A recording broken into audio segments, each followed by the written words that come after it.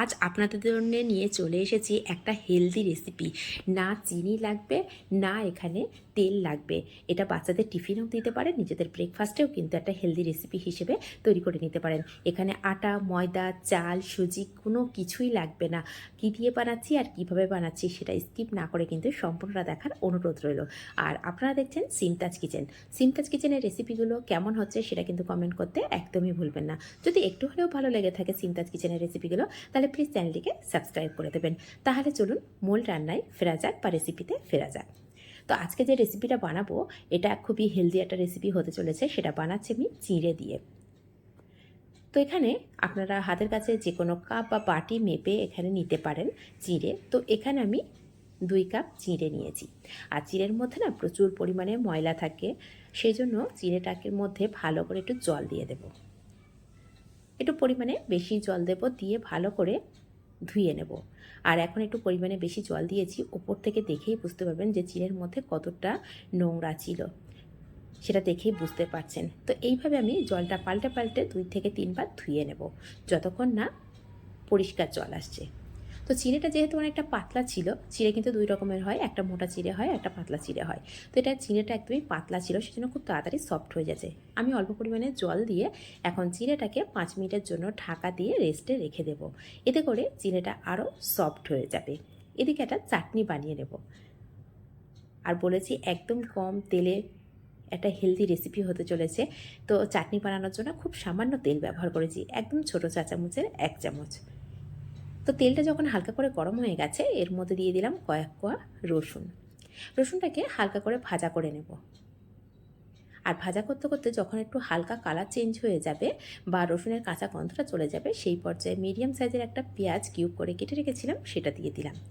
আর এখানে দিয়ে দিয়েছি 2টো কাঁচা লঙ্কা, একটা শুকনো লঙ্কা। লঙ্কার পরিমাণটা অবশ্যই নিজেদের পছন্দ অনুযায়ী কম বেশি করে নিতে পারেন। তো যখন হালকা করে ভাজা হয়ে যাবে পেঁয়াজটা, রসুন, কাঁচা লঙ্কা যেগুলো দিয়েছি সমস্তটা একটু হালকা করে ভাজা করে নেব। খুব একটা কালার চেঞ্জ করার কোনো দরকার নেই। হালকা কালারটা যখন চেঞ্জ হবে আর একটু নরম হয়ে যাবে, সেই পর্যায়ে আমি এখানে দেব 1 মুঠো বাদাম।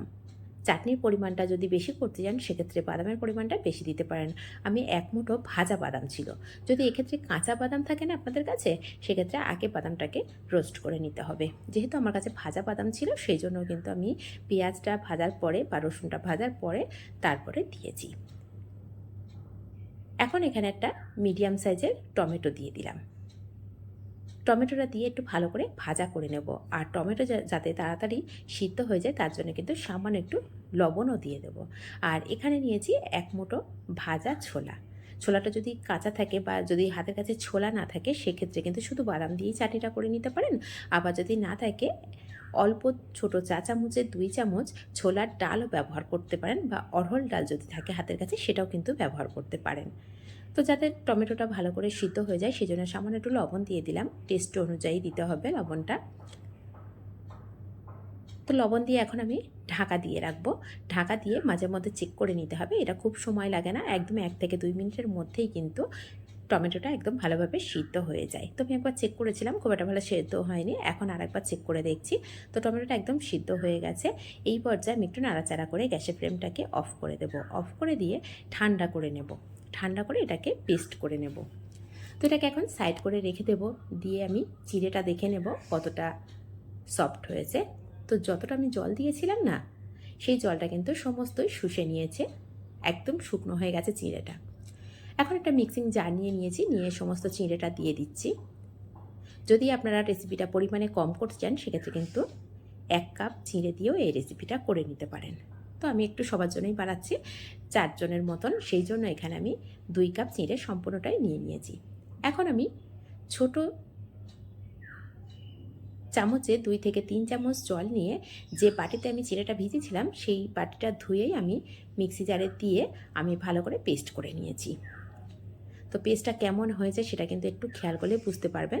পরিমাণ বুঝে কিন্তু জল দিতে হবে, বেশি জল দিলে কিন্তু রেসিপিটা একদমই ভালো হবে না। তো এই মুহূর্তে আমি সামান্য একটু জল দিয়ে মিক্সি জারটা ধুয়ে দিয়ে দিয়েছি। দিয়ে এখন খুব ভালো করে মিশিয়ে নিচ্ছি। আর এখন এখানে দিয়ে দিলাম 1 কাপ চালের গুঁড়ো। আর চালের গুঁড়োর পরিমাণটা কিন্তু একটু বেশিও লাগতে পারে, একটু কমও লাগতে পারে। তো এখানে দিয়ে দিলাম স্বাদ অনুযায়ী লবণ, দিয়ে দেব ছোটো চা চামচের হাফ চামচ বেকিং পাউডার, আর তারও হাফ দিয়ে দেব বেকিং সোডা, অর্থাৎ 4 ভাগের 1 ভাগ বেকিং সোডা দিয়ে সামান্য 1 চামচ মতন জল দিয়েছি। জল দিয়ে খুব ভালো করে ব্যাটারটাকে মিক্সড করে নেব, যাতে কোনো লাম্পস না থাকে। তো এইভাবে খুব সহজভাবে ভালো করে ব্যাটারটাকে রেডি করে নিতে হবে। আর ব্যাটারটার ঘনত্ব কতটা হবে সেটা তো অবশ্যই দেখিয়ে দেব। তো এখানে যদি মনে হয় যে আরও একটু চালের আটা লাগতে পারে, সেক্ষেত্রে কিন্তু দিয়ে দিতে পারেন। কারোর একটু কমও লাগতে পারে, কারোর একটু চালের আটা বেশি লাগতে পারে। তো এইভাবে ব্যাটারটাও আমার একদম রেডি হয়ে গেছে। তো ব্যাটারটাকে সাইড করে রেখে এখানে আমি যে টমেটো চাটনির জন্য যে টমেটোগুলো রেডি করে রেখেছিলাম ভাজা করে, সেটা ঠান্ডা হয়ে গেছে। এখন সামান্য একটু জল দিয়ে ভালো করে পেস্ট করে নেব। আর খুব বেশি জল দিতে যাবেন না, তাহলে পাতলা হয়ে যাবে। ঠিক এরকম একটা ঘন পেস্ট করে নিতে হবে। তো চাটনিটা একদমই রেডি হয়ে গেছে। আপনারা কিন্তু চাইলে তড়কা দিতে পারেন, কিন্তু আমি আজকে তেল ছাড়াই রেসিপিটা করছি, সেই জন্য কিন্তু তেলও ব্যবহার করলাম না। তড়কা দিতে গেলে সামান্য তেল লাগে। এদিকে গ্যাসের উপরে একটা কড়া বসিয়ে দিয়েছি, তাওয়া দিয়ে দিয়েছি। তাওয়া দিয়ে সামান্য 1 ফোঁটা মতো তেল দিয়েছি। তেল দিয়ে ভালো করে ব্রাশ করে নিয়েছি, নিয়ে এখন 2 হাতা ব্যাটার দিয়েছি। 2 হাতা ব্যাটার দিয়ে এইভাবে একটা গোল করে নিয়েছি। আর কত সুন্দর দেখুন এইভাবে বাবলস উঠছে। আর এইটার ফ্লেমটা এই মুহূর্তে আমি 1 মিনিট মতন একটু মিডিয়াম ফ্লেমে রেখেছিলাম, তারপরে কিন্তু একদম লো করে দিয়েছি। লো করে দিয়ে একটু সময় লাগে, লো করে দিয়ে 1 থেকে 1.5 মিনিট করে সময় লাগবে এক একটা এই রুটিটা হতে। তো কতটা সফট থাকে আর কতটা সুন্দর হয় সেটা কিন্তু যখন বানাবেন তখনই বুঝতে পারবেন। তো এইভাবে আমি আবারও আরেকটা তৈরি করে দেখাচ্ছি। আর এখানে বলে রেখে, এই দ্বিতীয় রুটিটা যখন আমি দিচ্ছিলাম সেই সময় কিন্তু একদমই আমি তেল ব্যবহার করিনি, যেহেতু এটা ননস্টিক তাওয়া আছে, সেই জন্য আমি এখানে তেল ব্যবহার করিনি। তো এইভাবে দেখতেই পাচ্ছেন যে কত সুন্দর বাবল সুটে এর কতটা ছিদ্র হয়ে গেছে, আর দেখতেও কতটা সুন্দর লাগছে। আর তেল ছাড়া এই রেসিপি কিন্তু ভীষণ ভালো লাগে। আর আমি যে চাটনিটা বানিয়েছি সেটার মধ্যেও কিন্তু তেল ব্যবহার করিনি, খেয়াল করেছেন। আর এই এত সুন্দর একটা হেলদি রেসিপি তৈরি করে দেখালাম, কেমন হয়েছে কমেন্ট করতে কিন্তু একদমই ভুলবেন না। আর এটা দেখতেও কতটা লোভনীয় হয়েছে, খেতেও ভীষণ টেস্টি হয়।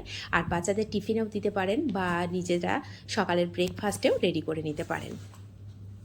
আমি হাতে নিয়েও এটা দেখিয়ে দিচ্ছি, দেখুন। আর এখানে আপনারা চাইলে চাটনির মধ্যে সামান্য একটু চিনি ব্যবহার করতে পারেন। আমি যে বললাম একদম হেলদিভাবে তৈরি করছি, সেজন্য চিনিটাও স্কিপ করে গেছি। আমি কিন্তু ইচ্ছা করে চিনি দেইনি। এই চাটনির মধ্যে সামান্য একটু হাফ চামচের একটু কম চিনি দিয়ে দিতে পারেন, যেহেতু চাটের পরিমাণটা কম, সেই বুঝে চিনিটা দিয়ে দিতে পারেন। তো রেসিপিগুলো কেমন লাগছে কমেন্ট করতে কিন্তু একদমই ভুলবেন না। আর আমি হাত দিয়ে ছিঁড়ে দেখিয়ে দেবো যে কতটা সফট হয়েছে, সেটা তো বুঝতেই পারছেন। আর এটা ঠান্ডা হওয়ার পরে না ভীষণ সফট হয়ে যায়। আর এটা 1-2 দিন রেখে দিলেও একই রকমভাবে সফট থাকবে। এই গরম গরম এই রুটিটা বা এই রেসিপিটা সার্ভ করে দেখবেন, ভীষণ সুন্দর লাগে এই চাটনির সঙ্গে। চাইলে এখানে আপনারা যখন চাটনিটা রেডি করবেন সেই সময় সামান্য একটু তেঁতুলও দিতে পারেন।